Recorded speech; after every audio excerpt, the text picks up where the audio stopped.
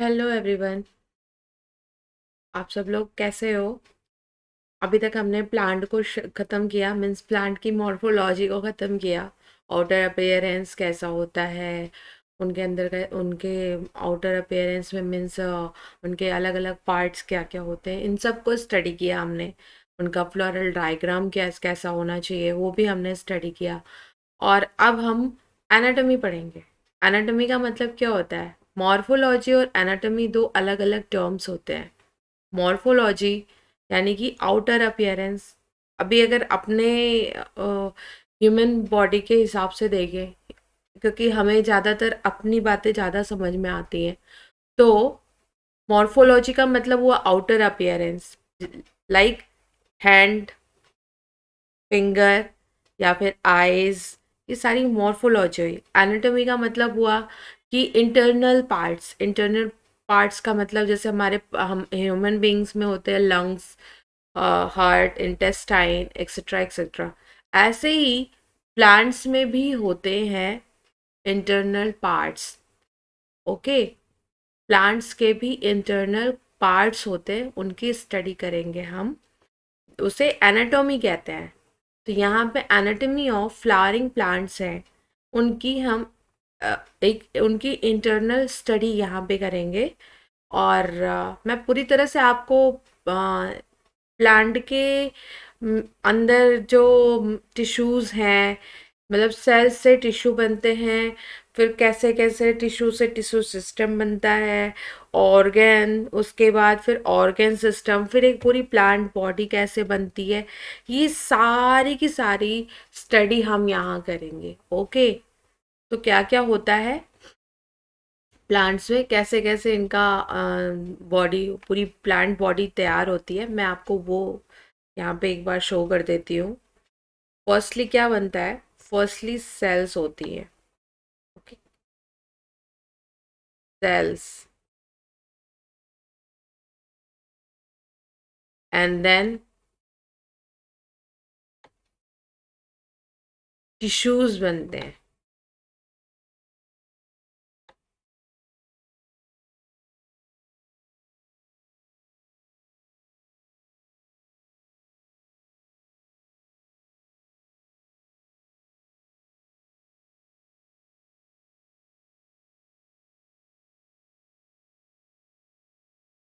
Tissues,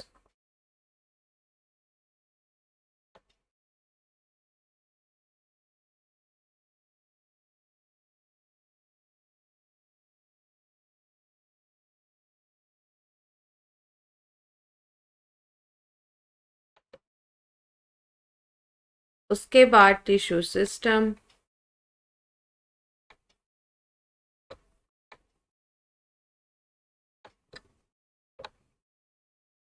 then organ,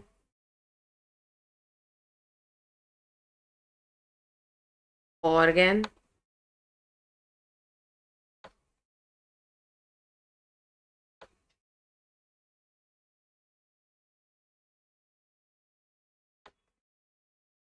उसके बाद organ system, organ system,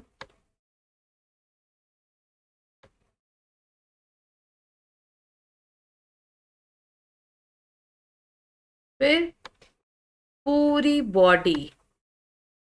ठीक है, और ये सब आप एक प्लांट में ही पाओगे। प्लांट का मतलब क्या हुआ कि ऐसे तो आपने कहा, आप भी सोच रहे होगे कि कैसे ये, मतलब एक प्लांट बॉडी में कैसे ये टिश्यूज एंड ऑल ये कहाँ से हमें देखने को मिलेंगे। तो पता है, ये प्लांट में पूरी तरह से ये सारे का सारे स्ट्रक्चर मिलेगा।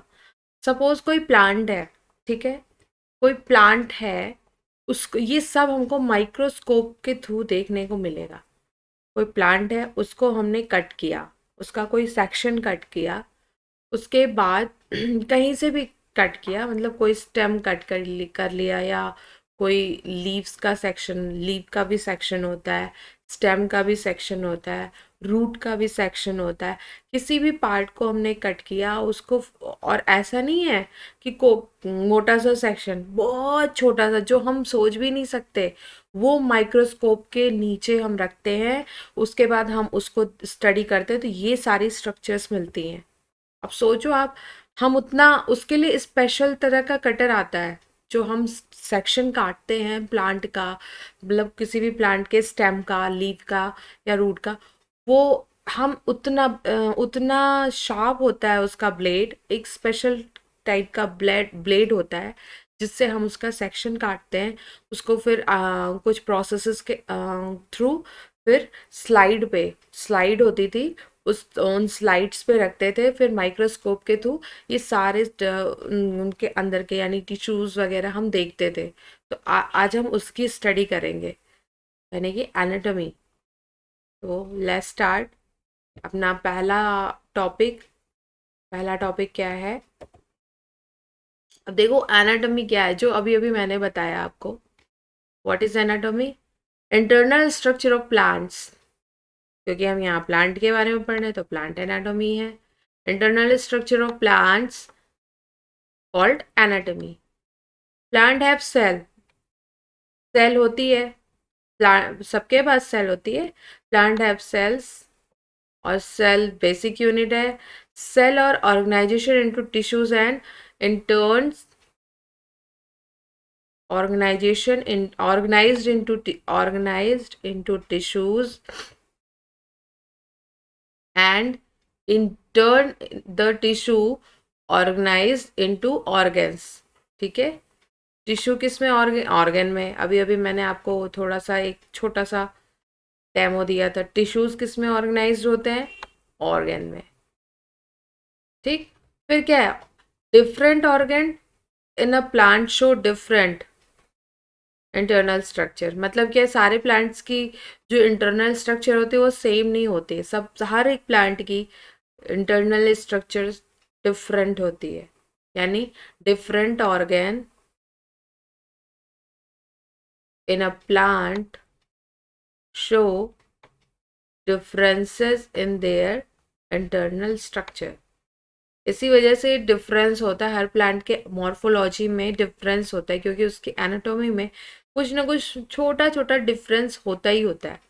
तो within angiosperm the monocot and dicot also seen in automatically different. ठीक है, monocot and dicot seen in automatically different. फिर क्या है? Internal structures also show adaptations to diverse environment. या इंटरनल स्ट्रक्चर, अगर इंटरनल स्ट्रक्चर कुछ होगा तो उसके अकॉर्डिंग जो एडोप्टेशन है इन्वायरमेंट के मतलब ये जो चेंज होता रहता है इन्वायरमेंट हमेशा, उसको अडॉप्ट भी कर लेते हैं वो। मतलब अगर स्ट्रक्चर चेंज हुआ तो अकॉर्डिंग टू इन्वायरमेंट वो भी चेंज होता, मतलब उनका अडॉप्टेशन चेंज होता रहता है, वो अडॉप्ट करते रहते हैं डिफरेंट इन्वायरमेंट को। ठीक है, तो अब हम सेल्स टिश्यू के बारे में पढ़ेंगे, टिश्यू के बारे में पढ़ेंगे, ऑटोमेटिक हम सेल्स के भी बारे में उसी में पढ़ाई करते रहेंगे। Group of cell having a common origin. Tissue क्या है? एक ग्रुप ऑफ सेल है। अब अब तो क्लियर हो गया, कई सेल्स मिलके टिश्यू बनाएंगे। तो यहाँ पे क्या है? Group of cell a common origin and usually performing common function.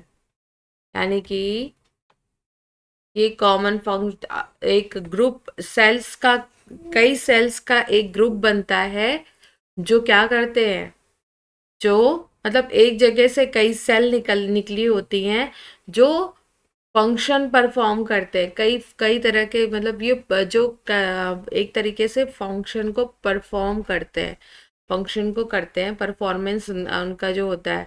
अब plant is made up of different kind of tissues. Different kind of tissues कौन कौन से हैं? दो तरह के होते हैं different kind of tissues. Tissues are classified into two main groups. कौन कौन से? Namely, meristematic tissues and permanent tissues. ठीक है? Meristematic tissues and permanent tissues based on whether the cell being formed are capable of dividing or not. मतलब ये इस base पे divide किए हुए हैं, मतलब इस बेस पे ये रखे गए हैं कि कुछ का इसमें डिवाइडिंग नेचर होता है, कुछ नॉन डिवाइडिंग होते हैं। जैसे मेरिस्टेमेटिक है, मेरिस्टेमेटिक, अब एक क्वेश्चन और आता होगा कि अगर नॉन डिवाइडिंग है तो इट मीन्स ये डेड होंगे, क्योंकि डिवाइड करने की अगर क्षमता नहीं है तो ये डेड ही हुए ना। तो आगे हम फर्दर स्टडी करते हैं, पता चलता है कि कौन से नॉन डिवाइडिंग होते हैं और कौन से डिवाइडिंग होते हैं।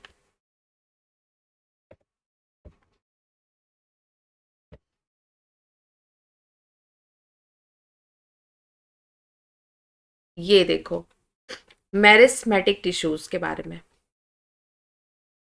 ये मेरिस्टॉस, मेरिस्टॉस का मतलब ही होता है divided.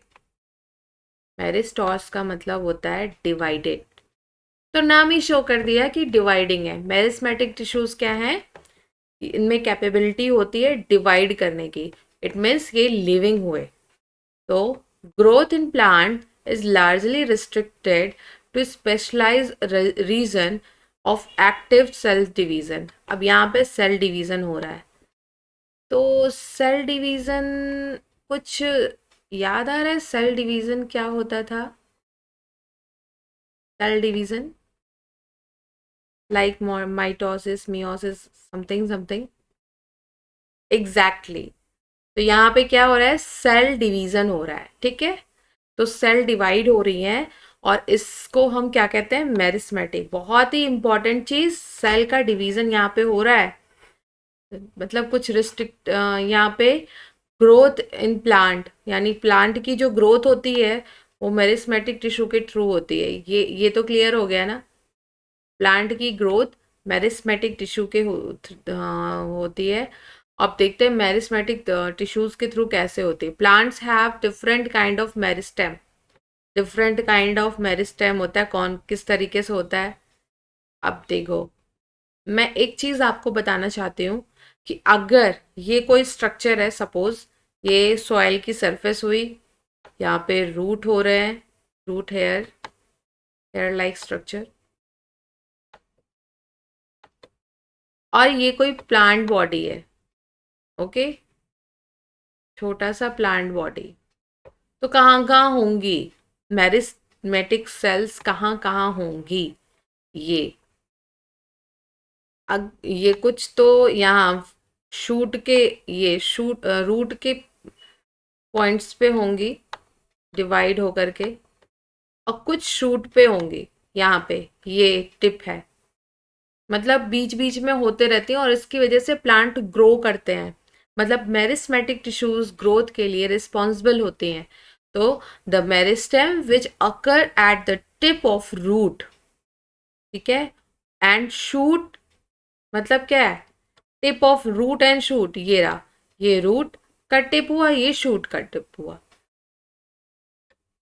And produce primary tissues are called apical meristem. तो ये जो होगा टिप पे अगर हो रहा है मेरिस्टेमेटिक टिश्यूज, तो वो क्या होगा? एपिकल मेरिस्टेम्स होगा, यानी कि occur at the tip of root and shoot is called apical meristem, ठीक है? एपिकल मेरिस्टेम का मतलब समझ में आ गया? एपिकल मेरिस्टेम होता क्या है? जो रूट और शूट के टिप पे ग्रोथ होती है, यानी रूट और शूट के थ्रू जो ग्रोथ होती है, that is called apical meristem. तो root apical meristem occupies root tip, ये रहा root tip, while the shoot apical meristem occupies distant most region of stem axis। ये हर मतलब स्टेम के एक्सिस पे होता है। अब ये मैंने ये इरेक्ट दिखा दिया, इरेक्ट, या अगर यहाँ पे भी होगा, इस साइड निकलेगा, और यहाँ पे भी कोई शूट शूट का कोई टिप है तो यहाँ पे भी होगा। तो means apical meristem occupies tip of root. Root क्योंकि नीचे होता है तो बहुत ही सिंपल है कि आइडेंटिफाई कर लिया। शूट का होगा मेरिस्टेम, हाँ, most region of stem axis, stem की एक्सिस पे पाया जाएगा।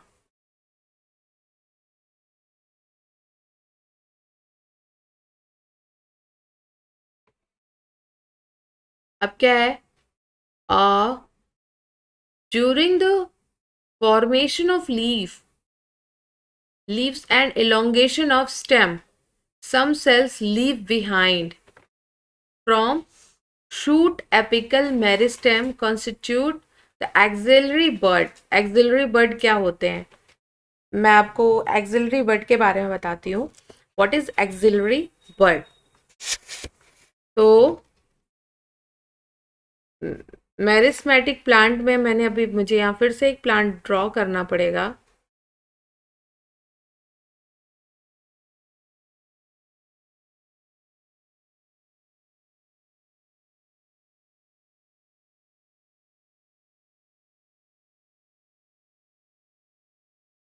जब भी मेरिस्मेटिक टिश्यूज ग्रो करते हैं, सपोज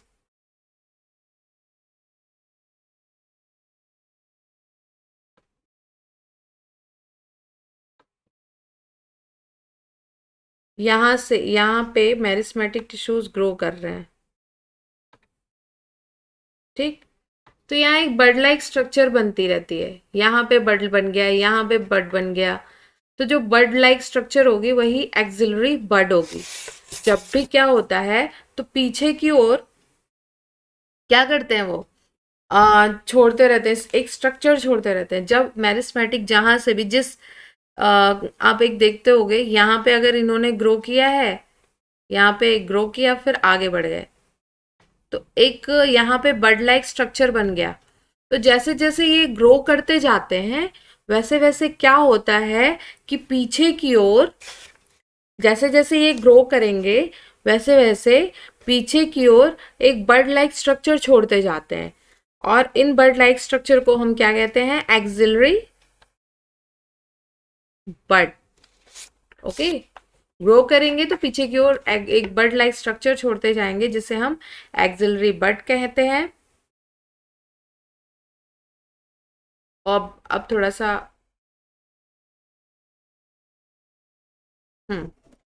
एक्सिलरी बर्ड कहलाता है। अब क्या है, such buds are present in the axil of leaves. Leaves की एक्सिल पे प्रेजेंट होते हैं, अभी मैंने आपको स्ट्रक्चर शो करके बताया था। और क्या होता है, capable of forming a branch और फ्लावर, ठीक है, ब्रांच और फ्लावर बनाते हैं। यानी कि ये या तो कोई ब्रांच बनाते हैं, मैंने अभी आपको बताया बर्ड लाइक स्ट्रक्चर कहाँ कहाँ हो सकती है। जैसे यहाँ पे मेरिस्टेम हुआ, यहाँ पे अगर यहाँ इसने मेरिस्मेटिक टिश्यूज ग्रो किए फिर ऊपर आए तो ये ब्रांच बन गई, ठीक है। या यहाँ से अगर किए तो यहाँ पे एक ब्रांच बन गई, ऐसे ही ये ब्रांच या फ्लावर बन सकता है। The meristematic tissue meristem which occur between mature tissues, मतलब मैच्योर टिश्यूज के बीच में अगर आ रहे हैं, meristem which occur into mature, intercalary meristem कहलाते हैं। इंटर कैलरी मेरिस्टेम क्या है, एक्सिलरी बड और ब्रांच और मतलब किसी ब्रांच और किसी भी फ्लावर में हो सकते हैं, बना लेते हैं। मतलब एक्सिलरी बड से ब्रांच और फ्लावर बनते हैं। जब कभी मैं आपको एक स्ट्रक्चर और शो करती हूँ। इंटर कैलोरी क्या है, एक चीज में आपको,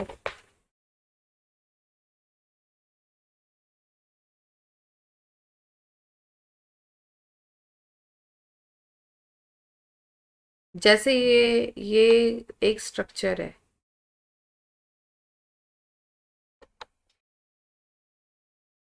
ये एक स्ट्रक्चर है, ओके। ये ग्रास लाइक स्ट्रक्चर है, ठीक है। ये क्या हुआ, ये इनके बीच में इंटर कैलोरी, ये कुछ डॉट डॉट से स्ट्रक्चर होते हैं, इंटर कैलोरी स्ट्रक्चर्स।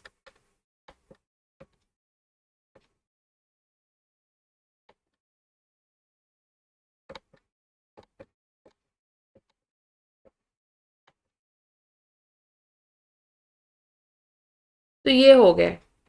अब कोई एनिमल आया, एनिमल ने क्या किया, ये पोर्शन खा लिया, ये पूरा पोर्शन खा लिया। एनिमल लाइक काऊ या कोई भी हर्बीवर्स एनिमल है जो आके ये पोर्शन खाया।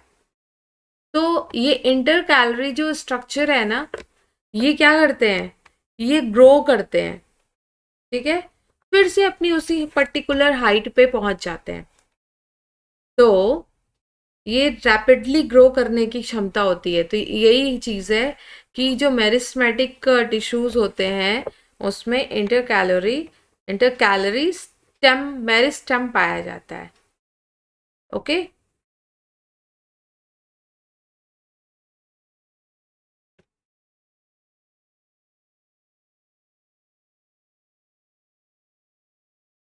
इंटर कैलोरी मेरिस्टेम के बाद दे अकर इन ग्रासेस, मतलब ग्रासेस में पाए जाते हैं inter calorie meristem. And regenerate part remove by grazing of herbivores, removed by the grazing of herbivores। अभी यही चीज़ मैंने आपको बताया कि इंटर कैलोरी मेरिस्टेम किस में पाया जाता है, ग्रासेस में पाया जाता है। ग्रासेस में इंटर कैलोरी मेरिस्टेम होने की वजह से उनमें रैपिडली ग्रो करने की जो क्षमता होती है वो बहुत ज़्यादा होती है।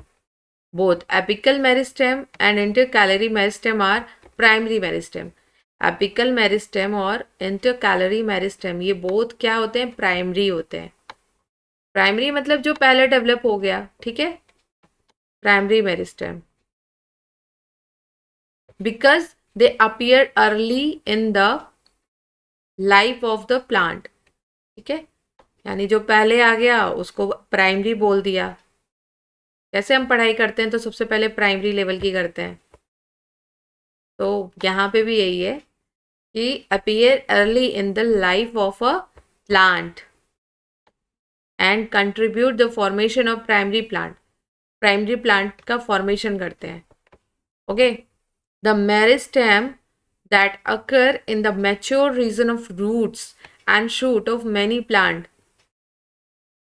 particular those that produce woody axis and appear later than primary meristem, that is called what, क्या, सेकेंडरी। अब जो बाद में बन रहा है वो सेकेंडरी है। यानी अब इसका क्या मतलब हुआ, एक प्राइमरी सेल है, ठीक है, एक प्राइमरी सेल से परमानेंट सेल में डिवाइड हुआ, यानी एक प्राइमरी सेल परमानेंट सेल में डिवाइड हुआ और वो फर्दर डिवाइड करके डी-डिफ्रेंशिएट हो जाता है। प्राइमरी सेल परमानेंट सेल में डिवाइड हुआ, फर्दर वो डिवीज़न किया, डिवीज़न करके मतलब रीडिफ्रेंशिएट हुआ और जब वो रीडिफ्रेंशिएट हुआ तो मेरिस्मेटिक टिश्यू में मतलब वो कन्वर्ट हुआ। रीडिफ्रेंशिएट होने के बाद मेरिस्मेटिक टिश्यूज़ में कन्वर्ट हुआ, वो टिश्यूज़ सेकेंडरी मेरिस्टेम होगा। इनके कहने का ये जो स्टेटमेंट है यही है कि कोई भी प्राइमरी सेल है, कोई भी प्राइमरी मेरिस्टेम है, प्राइमरी मेरिस्टेम पीएम है। अब ये परमानेंट में हुए, परमानेंट टिश्यूज में हुए। परमानेंट टिश्यूज का मतलब हुआ कि ये फिर इनका मतलब आगे मन नहीं है, हम यहीं परमानेंट यहीं पे बंधे रहेंगे, हमको अब आगे बढ़ना ही नहीं है।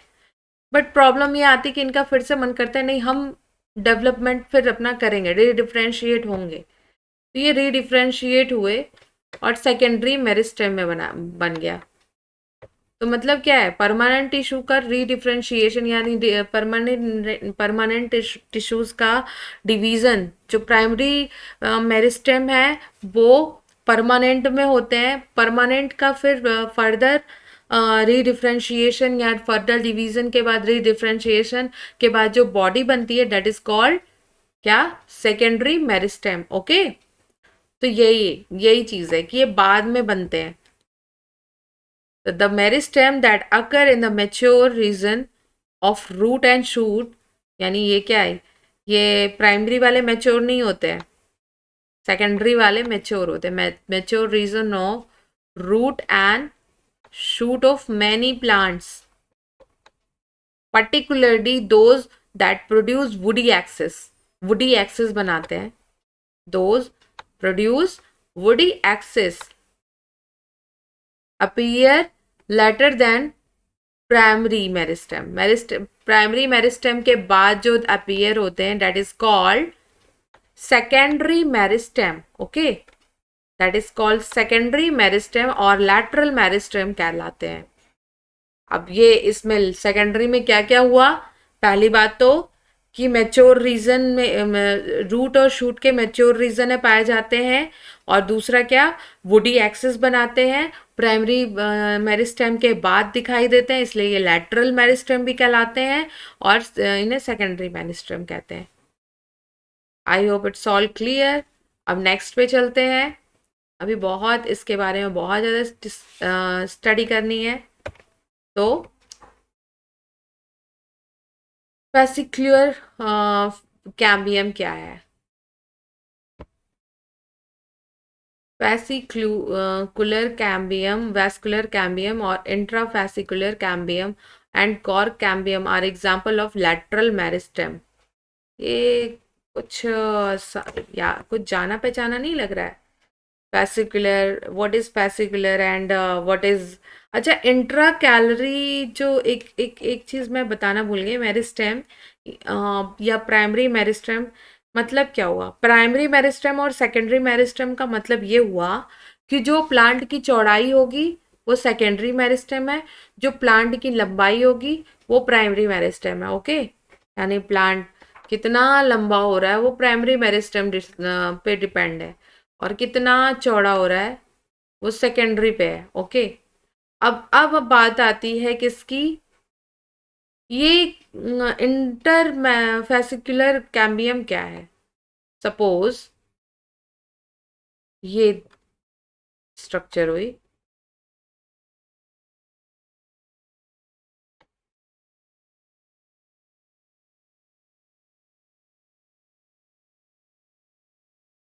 ये पार्ट हो गया जाइलम का। ओके, ये पार्ट हो गया फ्लोएम का।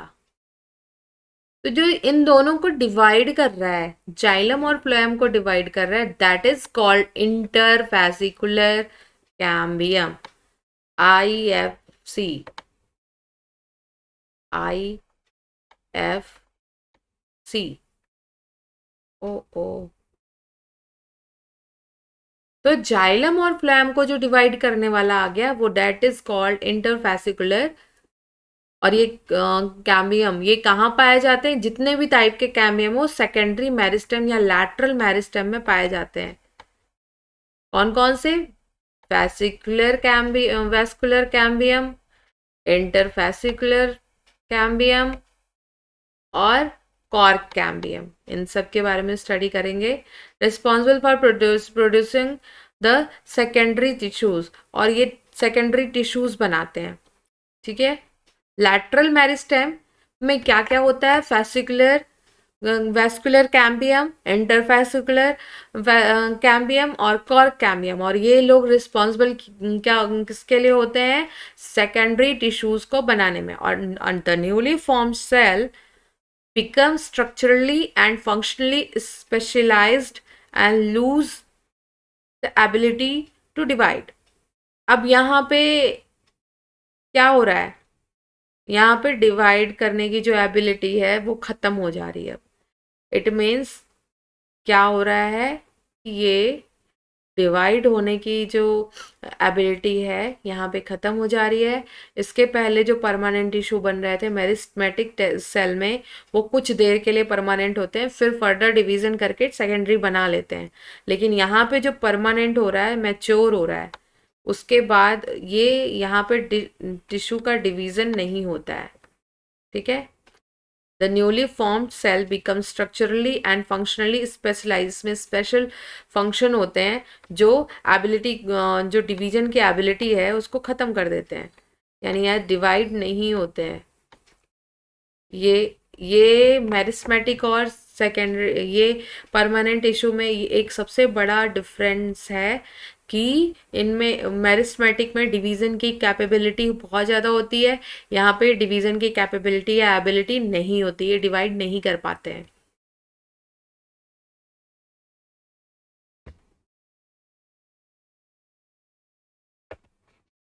अब आप यहाँ पे देख लो, ये पूरी स्ट्रक्चर यहाँ पे रूट कैप, ये एक रूट और शूट दो दो का स्ट्रक्चर है।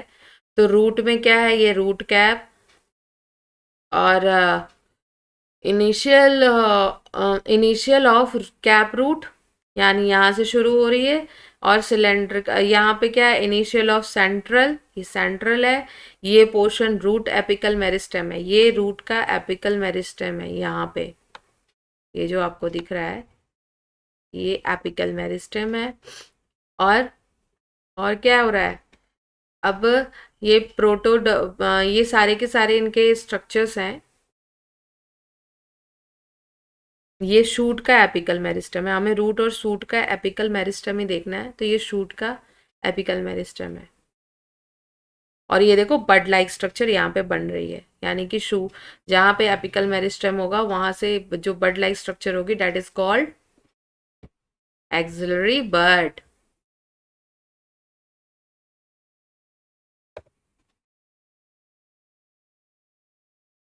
The cell of the permanent, अब परमानेंट टिश्यू के बारे में पढ़ना है। Tissue not generally divide further, ठीक है, ये फर्दर डिवाइड नहीं होती हैं। फिर क्या, परमानेंट टिश्यू हैविंग, मतलब इनके पास दो सेल होते हैं, सिंपल टिश्यूज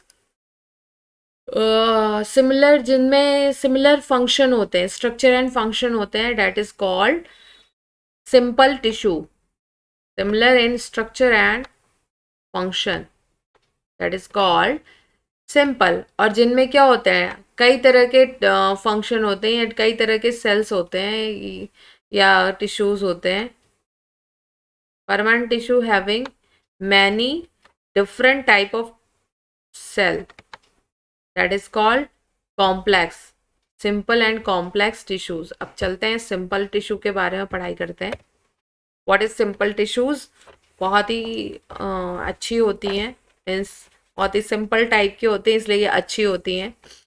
इनमें कोई भी कॉम्प्लिकेशन नहीं होती है, इसलिए बहुत ज़्यादा अच्छी होती हैं। ये 3 पार्ट्स में डिवाइड होती हैं, that is called what, parenchyma, collenchyma and sclerenchyma, ये 3 पार्ट से डिवाइड होती है। A simple tissue is made up of only one type of cell, एक ही सेल पाया जाता है इसमें, इसलिए मैंने कहा ये बहुत अच्छी होती है क्योंकि इनमें कोई कॉम्प्लेक्सिटी नहीं होती है। The various simple tissue are plant in, इसमें क्या, parenchyma, collenchyma and sclerenchyma. Parenchyma क्या है, पैरेन्काइमा बहुत ही, ये भी इनका जो इनिशियल है ये भी बहुत ज़्यादा, इसमें भी बहुत ज़्यादा कॉम्प्लिकेशन नहीं है, इसलिए बहुत ही अच्छी होती है। ये भी अच्छे तो सभी होते हैं, बट जिनको पढ़ने में ज़्यादा मज़ा आता है, जिनको पढ़ने में एक्साइटमेंट होता है, वो ज़्यादा अच्छे लगते हैं ना। तो पैरेन्काइमा के बारे में पढ़ते हैं। ये मोस्ट अबेंडेंट परमानेंट टिश्यूज होते हैं। पैरेन्काइमा क्या होते हैं, मोस्ट अबेंडेंट परमानेंट टिश्यूज होते हैं। अब मोस्ट अबंडेंट परमानेंट टिश्यू का मतलब ये हुआ कि ये जो ऑर्गन का मेजर कंपोनेंट होते हैं, मतलब उसमें अब क्या है, एक एक और इसमें, और एक और इनकी कैरेक्टरिस्टिक है, बहुत ही इंपॉर्टेंट है, दैट इज क्या called iso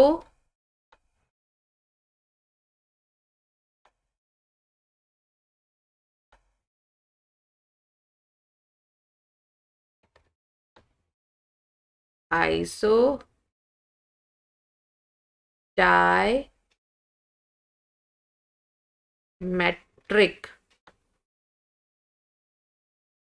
isodiametric.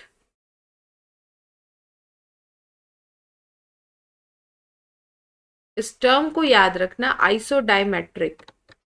What is iso diametric?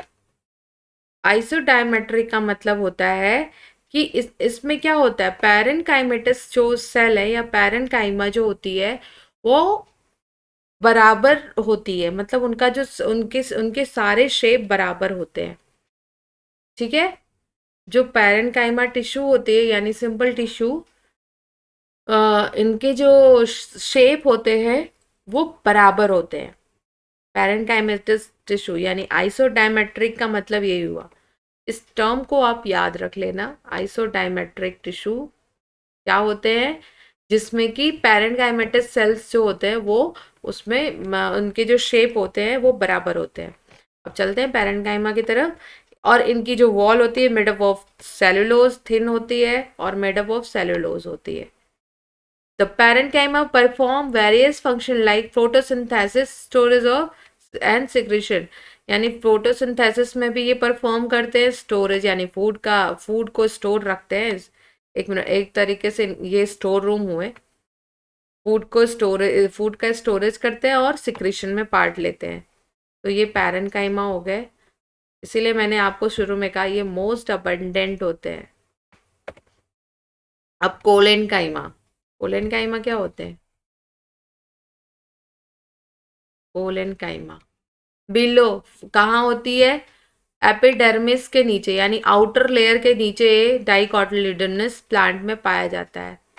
ठीक है, एपिडर्मिस लेयर जो होती है, आउटर लेयर होती है एपिडर्मिस, उसी एपिडर्मिस के नीचे ये पाए जाते हैं। It is found either as homogeneous layer in और पैचेस, लेयर में पाए जाते हैं या फिर पैचेस में।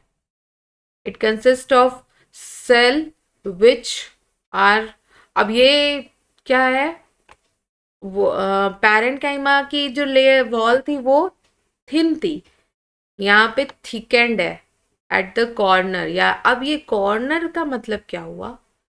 कॉर्नर का मतलब ये हुआ, अभी आपको स्ट्रक्चर दिखेगा तो आपको पता चलेगा।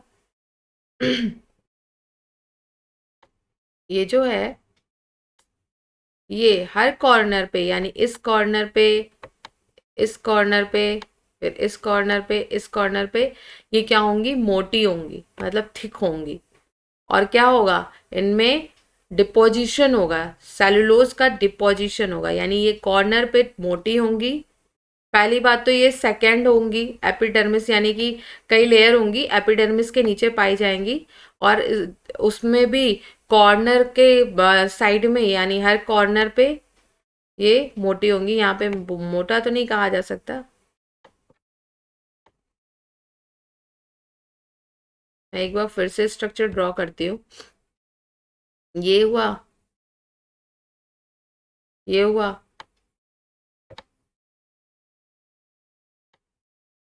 इन सारे कॉर्नर्स पे यहाँ आके ये थोड़ी सी मोटी हो रही हैं, फिर ऐसे, फिर इस कॉर्नर पे मोटी, फिर ऐसे इस कॉर्नर पे थोड़ी सी मोटी।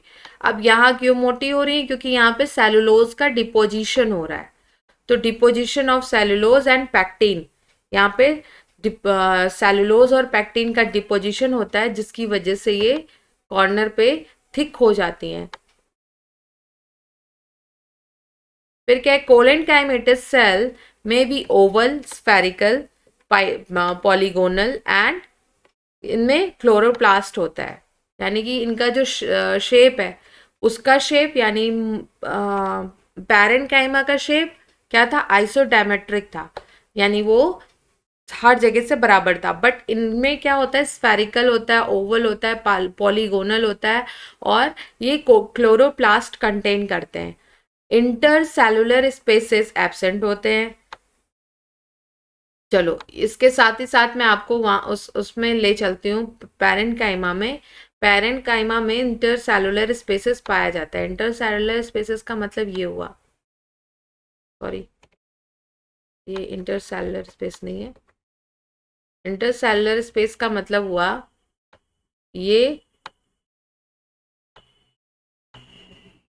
ये जैसे दो टिश्यूज हैं,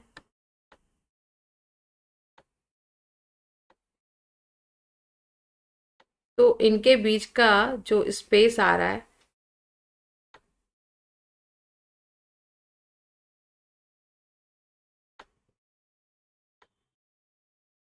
अब वो स्पेस बन गया, इसलिए मैं स्ट्रक्चर और नहीं ड्रॉ करूंगी।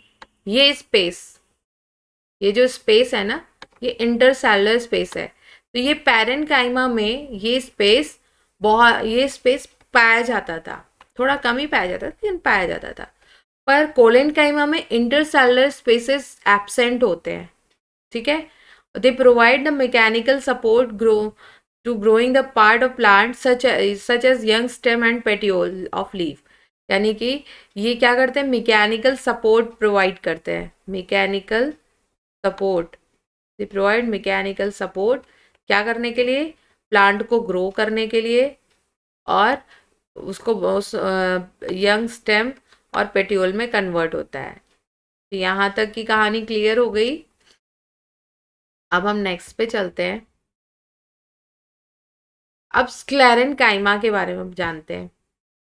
स्क्लेरेन काइमा बहुत ही अच्छा ये भी होता है। अच्छा का मतलब जैसे कि ये थोड़ा सा कॉम्प्लेक्स भी हो रहा है धीरे धीरे।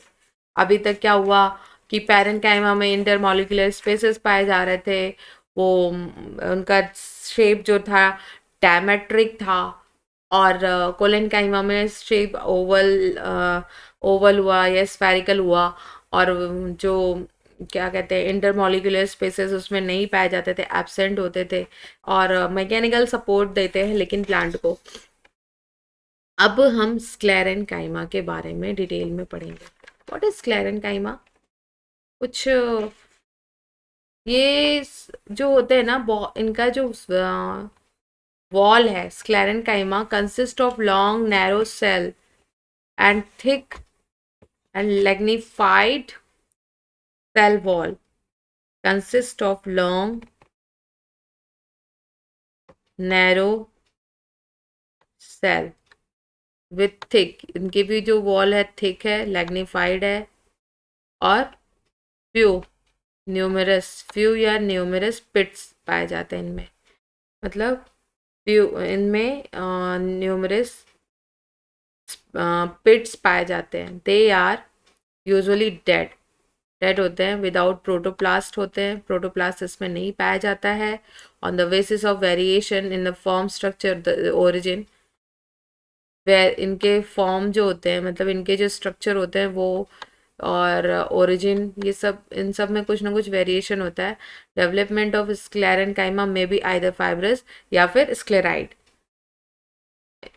स्क्लेरेनकाइमा या तो फाइब्रस होगा या तो स्क्लेराइड्स होंगे, फाइब्रस या फिर स्क्लेराइड। यानी कि इनमें डिफरेंट टाइप के वेरिएशन होते हैं, इनके स्ट्रक्चर में वेरिएशन होता है, ओरिजिन में वेरिएशन होता है। तो यहाँ पे क्या हो रहा है, डेवलपमेंट हो रहा है। डेवलपमेंट जब होता है तो या तो फाइब्रस होगा या तो स्क्लेराइड होगा।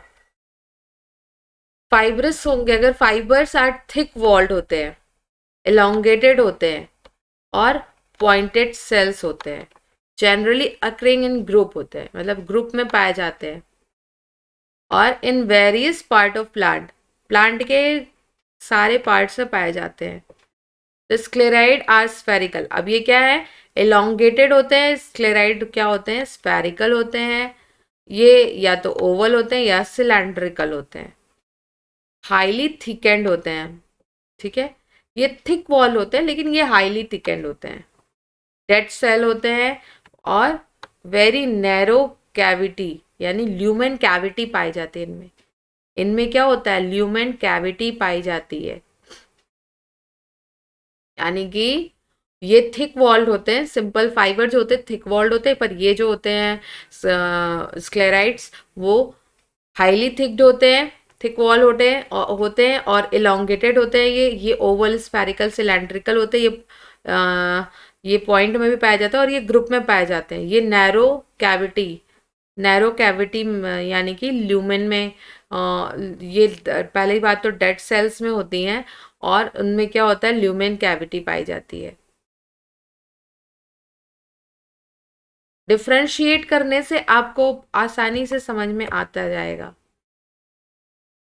अब क्या, ये किस में, these are commonly found in fruit walls, nut, pulp of fruit like guava, pear और sapota, seed coat of legumes और लीफ ऑफ टी, इन सब में पाया जाता है। और स्क्लेरेंकाइमा प्रोवाइड न्यूमेरिकल के mechanical support to the organ. ये ये मैकेनिकल सपोर्ट स्क्लेरेंकाइमा जो होती है, यानी कि स्क्लेरेंकाइमा जो होती है वो मैकेनिकल सपोर्ट प्रोवाइड करती है।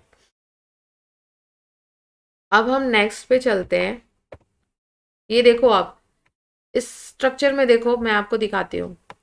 ये देखो इंटर सेलुलर स्पेस पाया जा रहा है, ये यहाँ पे, यहाँ पे ये इंटर सेलुलर स्पेस है, ये पैरेन्काइमा में है।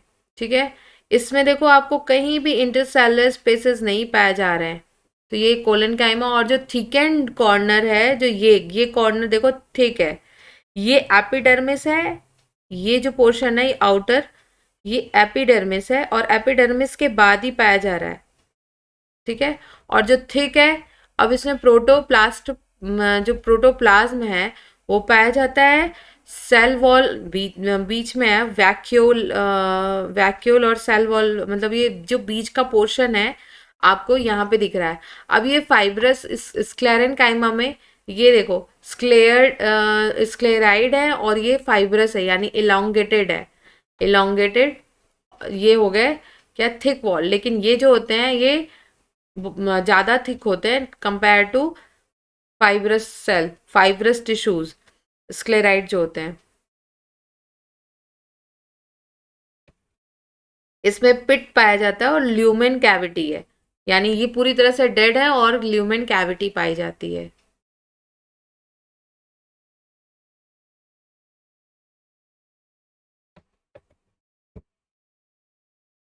अब कॉम्प्लेक्स, ये तो बात कर लिए थे हम लोग सिंपल की।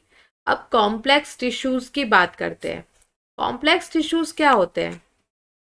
कॉम्प्लेक्स टिश्यूज जैसे made up of more than one type of cell, these are together as a unit, मतलब इनमें टीम वर्क काम करता है, ये कह सकते हैं।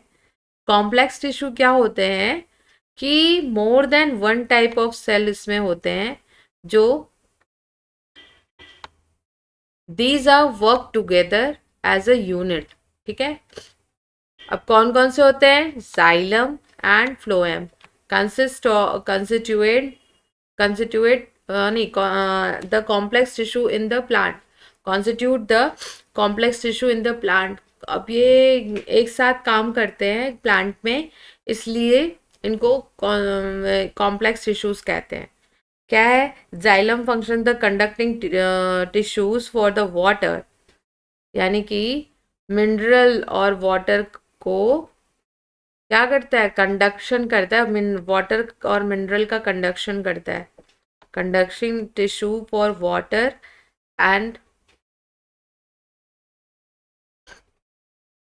Mineral from the root, root से लेकर के पूरा लीव्स और स्टेम तक पहुंचाने का काम करता है, कंडक्शन करता है। It also provide the mechanical strength to the plant, mechanical strength plant को प्रोवाइड करता है, प्लांट के पार्ट्स को।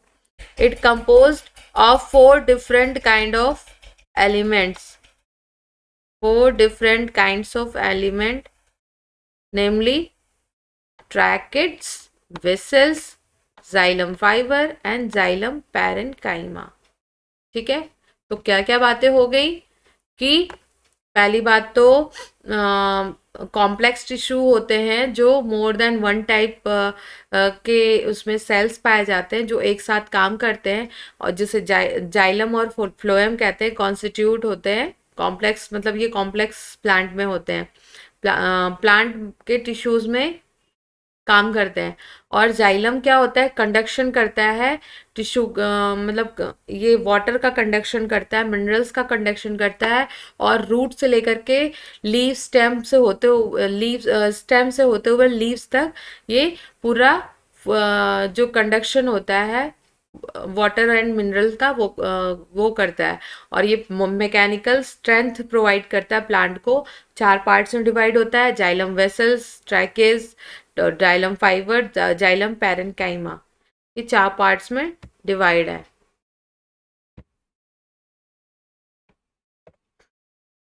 अब जिम्नोस्पर्म की बात करते हैं। आपको जब मैं पढ़ा रही थी क्लासिफिकेशन या जिम्नोस्पर्म के बारे में जब मैं पढ़ा रही थी, तो उसमें बताया था कि वेसल्स इसमें नहीं होते हैं। जिम्नोस्पर्म्स में वेसल्स नहीं होते हैं, तो वेसल्स एब्सेंट होते हैं। Xylem vessel absent. Tracheid are tracheids are elongated or tube like, elongated और ये tube like cells with thick and lignified cell tapering end। यानी कि ट्रैकेट जो होती हैं वो क्या होती हैं, यहाँ पे ट्रैकेट जो हो रही हैं वो elongate हो रही हैं, ट्यूब लाइक स्ट्रक्चर बन रहा है, विथ थिक थिक हैं, और क्या है, magnified walled and tapering end. तो जाइलम वेसल के एब्सेंट होते हैं, तो इसलिए वहां पे क्या होगा, ट्रैकेड होगा। यानी कि जाइलम वेसल्स की जिम्नोस्पर्म में जाइलम वेसल्स की जगह क्या होगा, ट्रैकेड पाया जाता है। ठीक है, 4 पार्ट्स होते हैं, tracheid vessels, xylem parenchyma and एक और है जाइलम फाइबर। तो ये उनमें से जब वेसल्स एब्सेंट है तो ट्रैकेड से काम चल रहा है। These are dead and are without protoplasm. बिना प्रोटोप्लाज्म के होते हैं। Vessel is a long cylindrical tube like structure. Vessel क्या होते हैं, लॉन्ग होते हैं, सिलेंड्रिकल होते हैं, ट्यूब लाइक स्ट्रक्चर होते हैं, made up of many cell called vessel members. यानी कि बहुत से सेल होती हैं जो वेसल मेंबर कहलाते हैं। Each with magnified wall, large central cavity.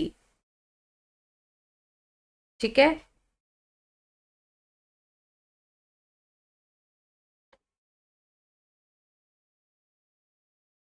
यानी कि इसमें क्या होता है, विदाउट प्रोटोप्लाज्म होते हैं, और वेसल्स में सिलेंड्रिकल ट्यूब लाइक स्ट्रक्चर होती है, made up of cell, many cell, यानी कि बहुत सी सेल होती है जिसे वेसल सेल कहते हैं। अब ये सारे के सारे क्या होते हैं, इसमें लार्ज सेंट्रल कैविटी पाई जाती है। The vessel cells are also devoid of protoplasm. Vessel member interconnected interconnected through perforation of their common walls। perforation क्या होता है, what is perforation? perforation से मतलब है कि जब पेरेंट काइमा, यानी perforation का मतलब हुआ कि ज्वाइंट, इंटरकनेक्टेड थ्रू, ये एक दूसरे से ज्वाइंट होती हैं। वेसल्स जो होती हैं उसमें उसमें प्रोटो जब ये जो प्रोटोप्लाज्म है वो डिवॉइड फॉर्म में होता है, तो वेसल्स के जो मेंबर्स हैं वो कनेक्ट होंगे, इंटरकनेक्ट होने के हो करके एक दूसरे की वॉल से ज्वाइंट होंगे। यहाँ पे मतलब यही है।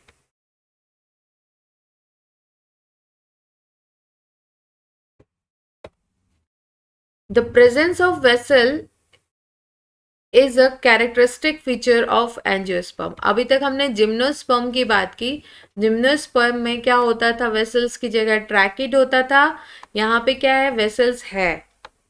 एंजियोस्पर्म में वेसल्स पाया जा रहा है, ठीक है।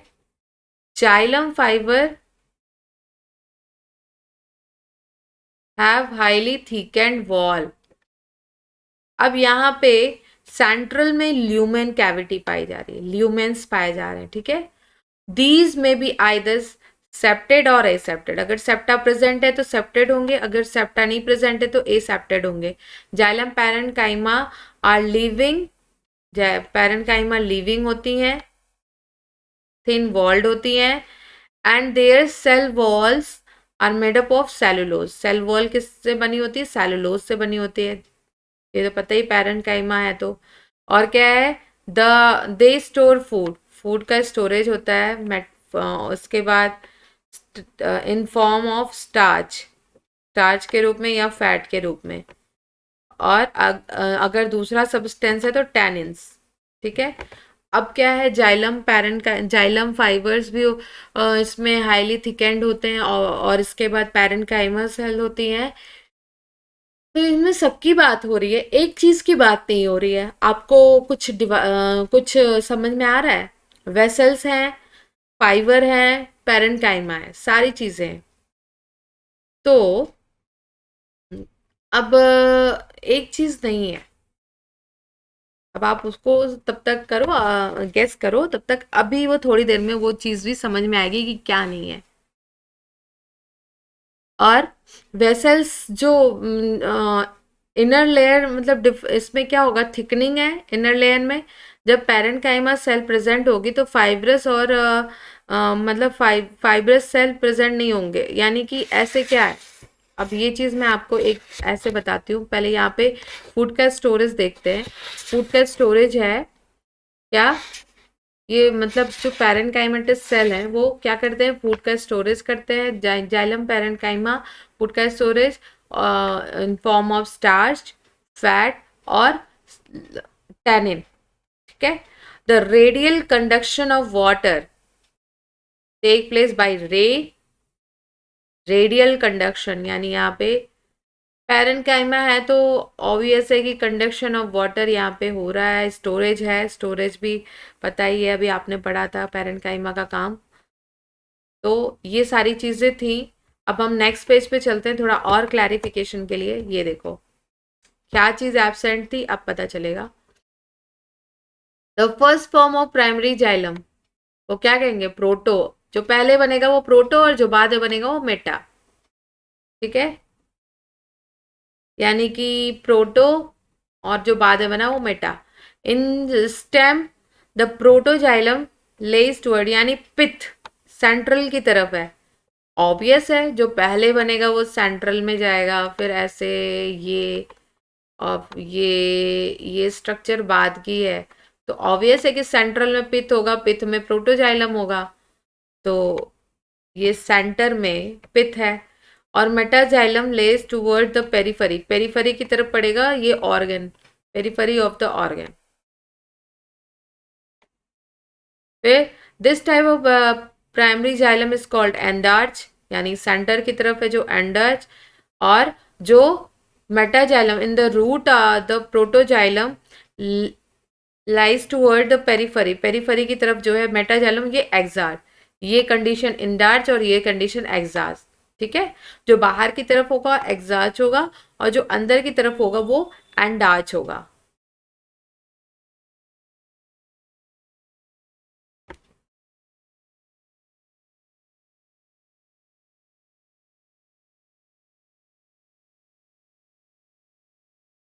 Phloem transport food material, phloem क्या करता है, फूड मटेरियल का ट्रांसपोर्ट करता है।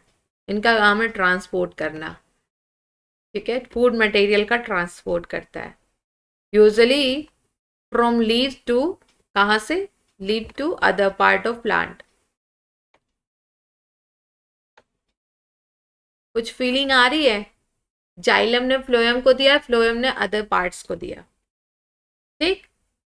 फ्लोएम इज फ्लोएम जो एंजियोस्पर्म में, मैंने ये भी टॉपिक आपको पढ़ाया है, एंजियोस्पर्म में क्या होता है, सीव ट्यूब का बना होता है, ठीक। सीव ट्यूब एलिमेंट, ये उधारी पे चलते हैं। कंपेनियन सेल, फ्लोएम पैरेन्काइमा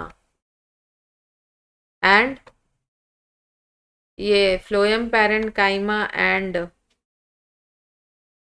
यहां से स्पेस होगा, और फ्लोएम फाइबर, इतनी चीजें होती हैं, ठीक है।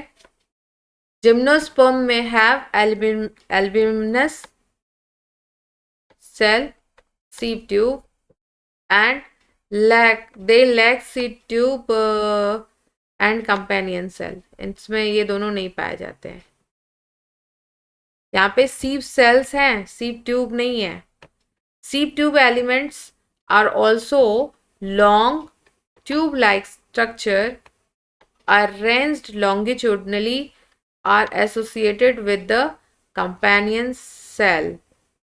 अब देखो यहाँ पे क्या है कि यहाँ पे जो मैंने एंजियोस्पर्म में क्यों कहा कि ये थोड़ा सा उधारी पे चल रही हैं, क्योंकि जो एंजियोस्पर्म है, मैंने आपको अगर याद होगा तो बताया होगा कि जो एंजियोस्पर्म होती हैं, अगर ये उधारी पे, इसलिए मैंने ये शब्द इसलिए यूज किया क्योंकि फ्लोएम में जो एंजियोस्पर्म पाया जाता है, जिम्नोस्पर्म के पास सीव ट्यूब और कंपेनियन सेल नहीं होती हैं, ओके, ठीक है। अब क्या है, यहाँ पे जो फ्लोएम की बात हो रही है, ये जो बात है, ये फ्लोएम की के बारे में, ये एंजियोस्पर्म के बारे में बात हो रही है। सीव ट्यूब और ऑल्सो लॉन्ग, और क्या होते हैं, ट्यूब लाइक स्ट्रक्चर होते हैं। अब सीव ट्यूब क्या होते हैं, यहाँ जो एंजियोस्पर्म का जो सीव ट्यूब है, मोस्टली जो एंजियोस्पर्म है उनमें जो सीव ट्यूब पाया जाता है, उनकी जो कमी, उनको गाइड कौन करता है, कंपेनियन सेल, कंपेनियन सेल का न्यूक्लियस इनको गाइड करता है। सीव ट्यूब के पास तो न्यूक्लियस है नहीं, तो कंपेनियन सेल के न्यूक्लियस पे ये काम करती हैं। अभी नेक्स्ट पेज पे वही चीज आने वाली है, आप एक बार देखोगे, देखो।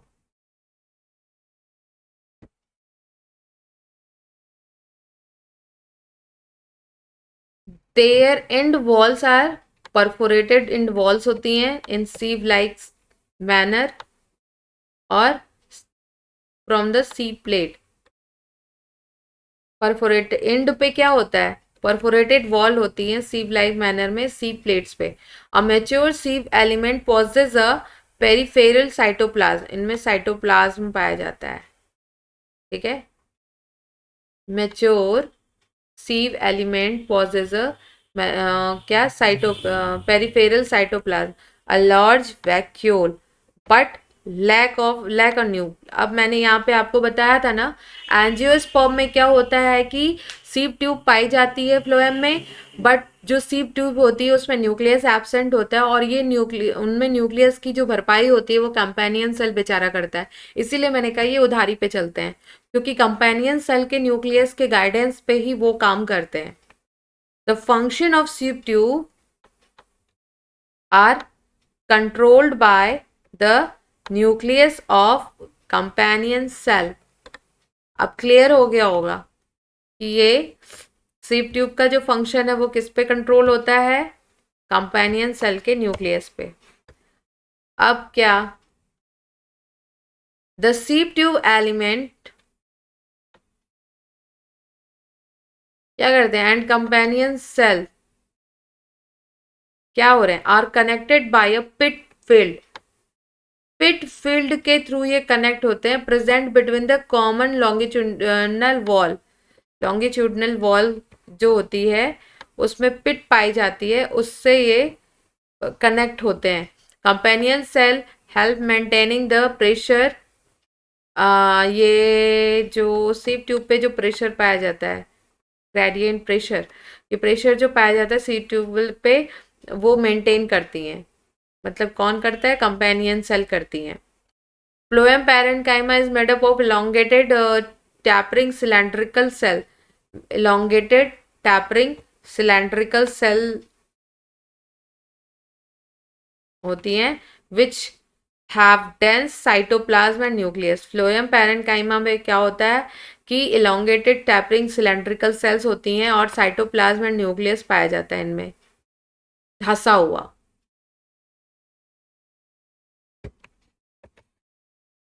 The phloem parenchyma stores food material. Phloem parenchyma में फूड मटेरियल का स्टोरेज होता है।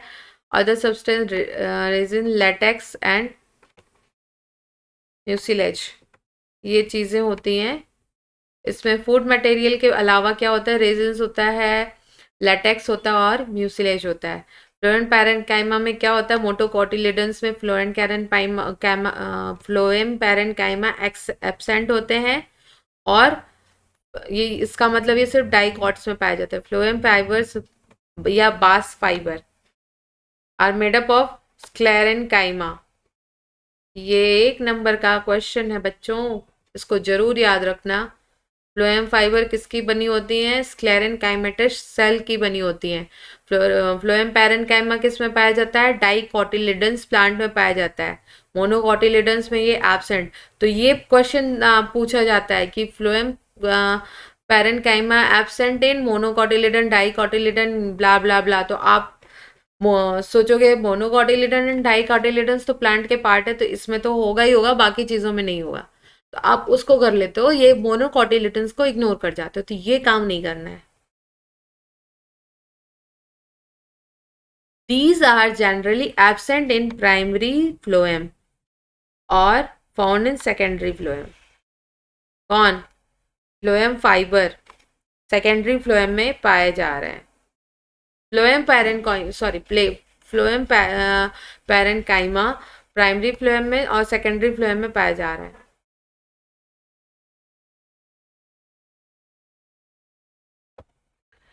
अब फ्लोएम फाइबर की बात करें तो जूट, फ्लैक्स, हेम्प, ये कॉमर्शियल यूज में आते हैं। फ्लोएम फाइबर फॉर्म द क्या consist of narrow sieve tubes and referred protophloem. जो सीव नैरो सीव ट्यूब होगी प्रोटोफ्लोएम होगी, और जो बिगर सीव ट्यूब होगी वो मेटाप्लाज्म होगी, मेटाफ्लोएम होगी। यानी ये फ्लोएम फाइबर के जो पार्ट्स हैं इसमें क्या है कि जो नैरो सीव ट्यूब होगी वो प्रोटोफ्लोएम होगी, और जो बिगर सीव ट्यूब होगी वो क्या होगा, मेटाफ्लोएम होगा।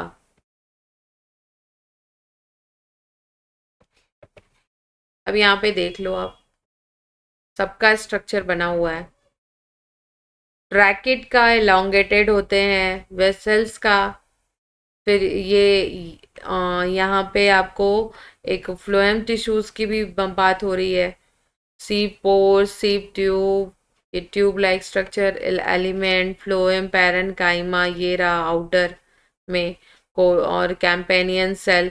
अब कैंपेनियन सेल यहाँ पे है और ये जो हो रही यहाँ पे क्या है, सीव ट्यूब है।